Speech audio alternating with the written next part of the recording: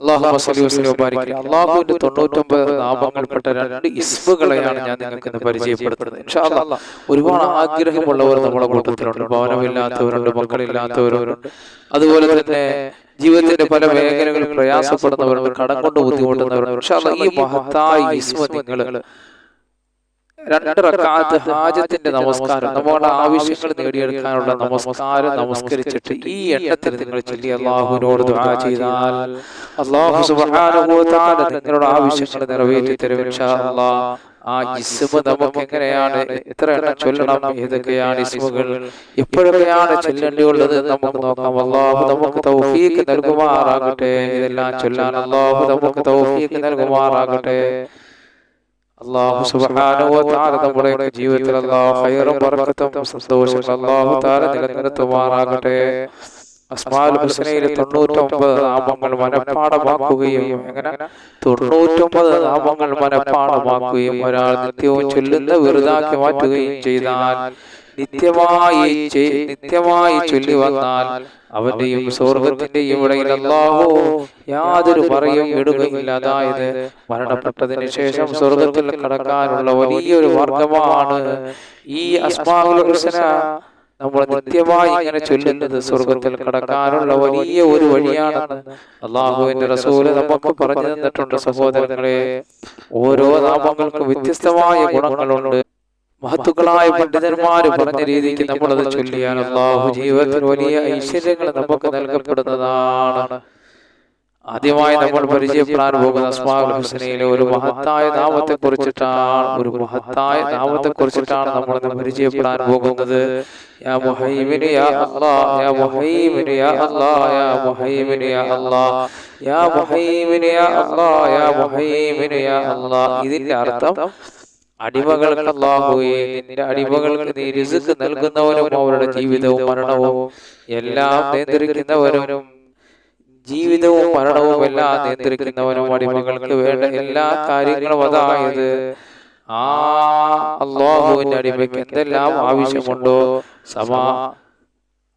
അതിൻ്റെതായ സമയങ്ങളിൽ അല്ലാഹു നൽകി വരുന്നുണ്ട്. അങ്ങനെയുള്ള പടച്ചവനെ, റിസ്ക് എന്ന വാക്കിന്റെ അർത്ഥം ജീവിതത്തിൽ അല്ലാഹു നമുക്ക് വേണ്ടുന്ന കാര്യങ്ങളൊക്കെ നൽകലാണ്.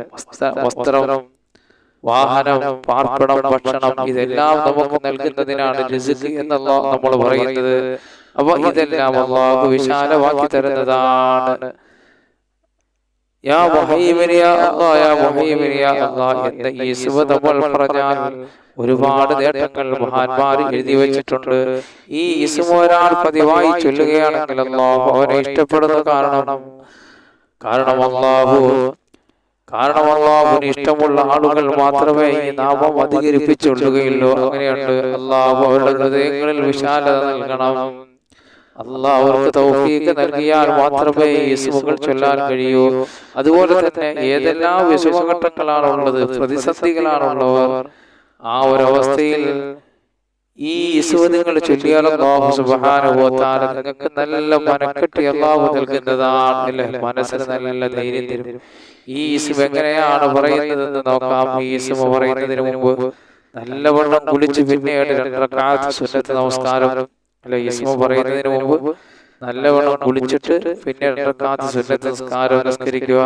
ശേഷം നല്ല മനസാന്നിധ്യത്തോടെ ഈ ഇസ്മിനെ 100 വട്ടം പറഞ്ഞാൽ അവന് കിട്ടുന്ന പ്രതിഫലം മഹാന്മാർ നമുക്ക് പറഞ്ഞു തരുന്നു. ഈ ചൊല്ലുന്നവന്റെ ഹൃദയം വിശാലമാകുന്നതാണ്. ഈ ചൊല്ലുന്നവന്റെ ഹൃദയം അല്ലാഹു ലോലമാക്കും. ഇനി അവർക്ക് എന്തെല്ലാം സംഭവിക്കാനിരിക്കുന്നോ എങ്കിൽ അല്ലാഹു സുബ്ഹാനഹു വ തആല അതൊക്കെ തട്ടി നീക്കുന്നതാണ്. മാത്രമല്ല അല്ലാഹു അതവൻ അറിയിച്ചു കൊടുക്കുന്നതുമാണ് എന്ന് മഹാന്മാരായ പണ്ഡിതന്മാർ നമുക്ക് പറഞ്ഞു തന്നിട്ടുണ്ട്. അല്ലാഹുവിന്റെ വലിയൊരു കാവൽ നമുക്കുണ്ടാകുന്നതാണ്. പിന്നെയും മഹാന്മാർ പറയുന്നു, ഒരാൾ ഇതിനെ പതിവായി ചൊല്ലുന്നുണ്ട് എങ്കിൽ ബുദ്ധിശക്തിയും ഓർമ്മശക്തിയും അല്ലാഹു സുബ്ഹാനഹു വ തആല നിലനിർത്തുന്നതാണ്. അപ്പോൾ ഈ യാ മുഹൈമിൻ യാ അല്ലാഹ് എന്നുള്ള ഈ ഇസ്മിന്റെ മഹത്വങ്ങളാണ് ഈ പറയുന്നത്. വീണ്ടും മഹാന്മാർ പറയുന്നു, ഈ ഇസ്മിന്റെ നേട്ടത്തെ കുറിച്ച് പറയുന്നു. ഇശാ നമസ്കാരത്തിന് ശേഷം 145 പ്രാവശ്യം 145 പ്രാവശ്യം പതിവായി ചൊല്ലുകയാണെങ്കിൽ അല്ലാഹു സുബ്ഹാനഹു വ തആല അവനൊരു മലക്കിനെ അല്ലാഹു ഖാദിമായി അവന് നൽകുന്നതാണ്. അല്ലാഹുവിന്റെ നാമങ്ങളുടെ ഒരു മഹത്വം കണ്ടു.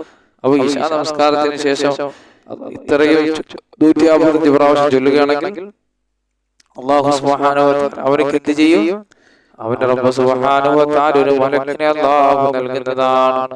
വീണ്ടും മഹാന്മാർ പറയുന്നു, ഇത് ചൊല്ലുന്നവർക്ക് ജീവിതത്തിൽ വലിയ ബർക്കത്ത് അല്ലാഹു നൽകുന്നതാണ്.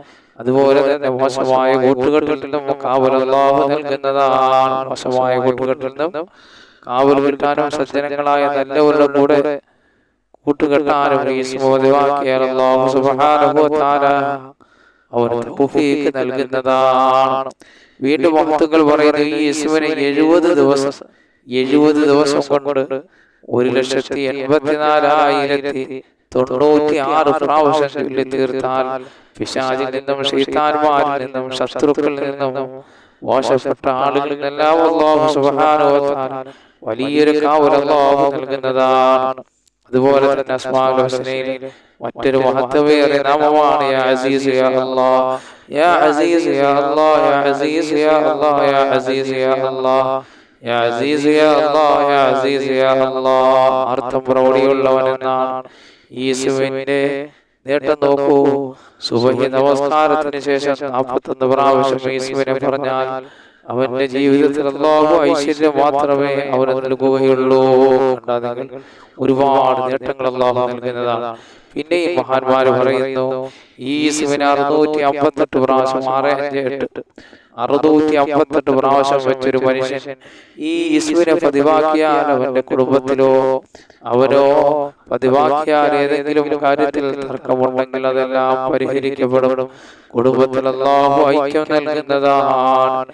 ഇനി ഒരാൾക്ക് എന്തെങ്കിലും ആവശ്യങ്ങൾ നേടിക്കിട്ടാനുണ്ടെങ്കിൽ ഇശാ നമസ്കാരത്തിന് ശേഷം ഹാജത്തിന്റെ 2 റക്അത്ത് നമസ്കരിക്കുക. ശ്രദ്ധിച്ച് കേൾക്കണം. നമുക്ക് പെട്ടെന്നൊരു ആവശ്യം വന്നു അല്ലേ? വ്യത്യസ്തമാണ് മനുഷ്യരുടെ ആവശ്യം. കടക്കാറുണ്ട്, മക്കളില്ലാത്തവരുണ്ട്, രോഗം കൊണ്ട് വലയുന്നവരുണ്ട്, അതുപോലെ തന്നെ ഭവനമില്ലാത്തവരുണ്ട്.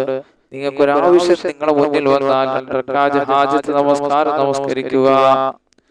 എങ്ങനെയാണ് നമസ്കരിക്കുന്നത്? അല്ലാഹു തആലക്ക് വേണ്ടി വിലക്ക് മുന്നിട്ട് കൊണ്ട് ഞാൻ 2 റക്അത്ത് ഹാജത്ത് നമസ്കരിക്കുന്നു എന്ന നിയ്യത്ത് ചെയ്യുക.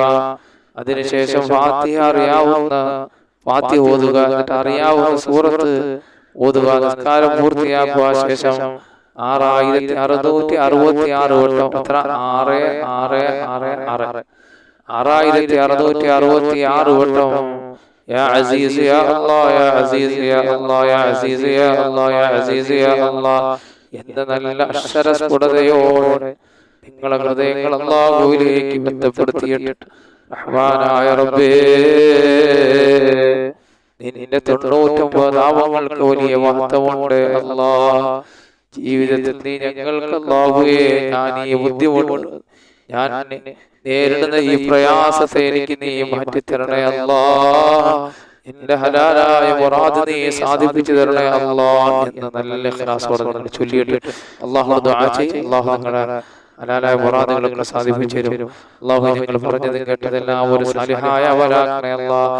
അൽഹംദുലില്ലാഹി റബ്ബിൽ ആലമീൻ. അല്ലാഹുമ്മ സ്വല്ലി അലാ സയ്യിദിനാ മുഹമ്മദ് വ അലാ സയ്യിദിനാ മുഹമ്മദ്. അല്ലാഹുമ്മ ഗ്ഫിർ ലനാ റബ്ബനാ വമാ റബ്ബനാ സഗാറാ. പടച്ചവരെ, നിങ്ങൾ നിന്റെ 99 നാമങ്ങളുടെ മഹത്വങ്ങളാണ് അല്ലാഹ് പറഞ്ഞത്. പടച്ചവരെ, നിങ്ങൾ പലരും രോഗികളാണ്. നിങ്ങളുടെ രോഗങ്ങൾ ശിഫയാക്കണേ അല്ലാഹ്. നിങ്ങൾ നിന്ന് മരണപ്പെട്ടവർക്ക് മാഫ് ചെയ്യണേ അല്ലാഹ്. അല്ലാഹു നിങ്ങളുടെ കടങ്ങളൊക്കെ വീഴണേ അല്ലാഹ്. ഭവനമില്ലാത്തവർക്ക് ഭവനം നൽകണേ അല്ലാഹ്. മക്കളില്ലാത്തവർക്ക് മക്കളെ നൽകണേ അല്ലാഹ്. ജോലിയില്ലാത്തവർക്ക് ജോലി നൽകണേ അല്ലാഹ്. ദാരിദ്ര്യം എന്ന മഹായുഗത്തിൽ നിന്ന് ഞങ്ങളെ കാക്കണേ അല്ലാഹ്. കേസുകളിൽ നിന്ന്, കള്ളക്കേസുകളിൽ നിന്ന് രക്ഷപ്പെടുത്തണേ അല്ലാഹ്.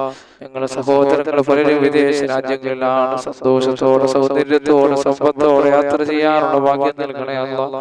ഞങ്ങളുടെ കച്ചവടത്തിൽ, ഞങ്ങളുടെ ജോലിയിൽ, ഈ ഭൂമിയിൽ എന്തെല്ലാം അനുഗ്രഹങ്ങൾ നീ ഞങ്ങൾക്ക് നൽകിയിട്ടുണ്ടോ അതിലെല്ലാം ബർക്കത്ത് നിലനിർത്തണേ അല്ലാഹ്.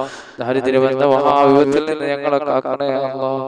ربنا آتنا في الدنيا حسنة وفي الآخرة حسنة وقنا عذاب النار. اللهم صل وسلم وبارك عليه.